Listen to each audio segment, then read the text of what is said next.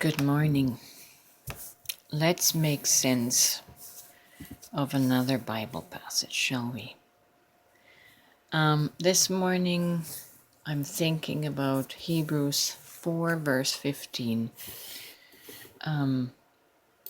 which states,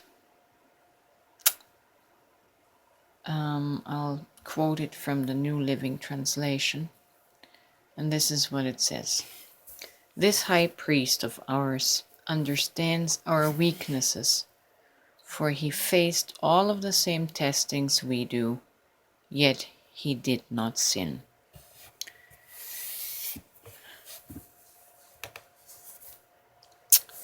Has that verse made sense in your life in a practical way? Have you personally been able to make that verse work for you? Probably not if you're like me. Let's have a look at the practical implication of what this means, yet he did not sin. I think the overall Christian interpretation that most of us would apply to this is that Jesus never did anything wrong. We take sin to mean a moral infraction, and would link it to basically wrongdoing. So Jesus was tempted in every way that we are, tried every day, but we sin, we lose our shit. But it says that he did not. We're going to have to look at what the definition, the word there is for sin. And it comes from the Greek word number 266. And it's the word harmatia. Let me see if I can get it on the screen. Do you see that?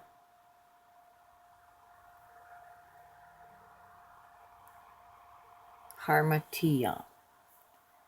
Usage properly, missing the mark, hence A, guilt, sin, or B, a fault or failure in an ethical sense or a sinful deed.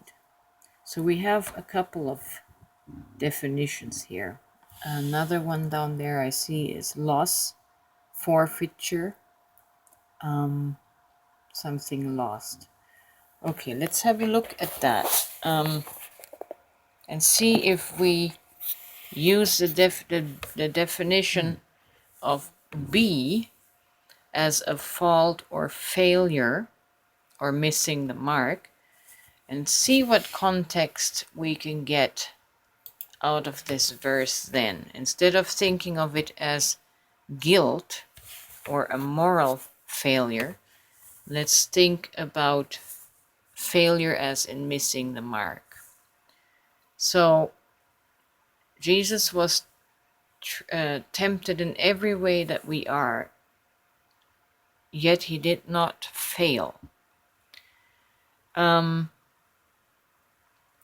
could say he did not fail in the end, because we can't really say he never failed or he never made a mistake, because it says he learned from the things he suffered in another passage, right?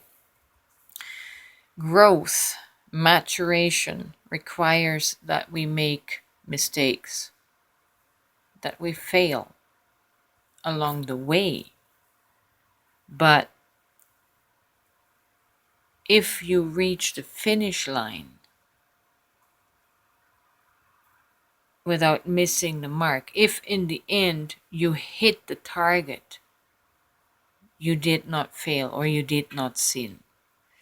Like, I struggled with this idea of perfection around Jesus, because When you read in his life account in the Gospels that there were incidences where he conducted himself very humanly. Like, for once, he was impatient with his disciples when he said at one point, "Oh, you blockheads, how long shall I be with you? How long until you understand what I'm trying to tell you," right? So he was an impatient man. And in another instance, when he went into the temple to clean out the money changers, he had a few choice words for people. So he was rude, unkind, and impatient.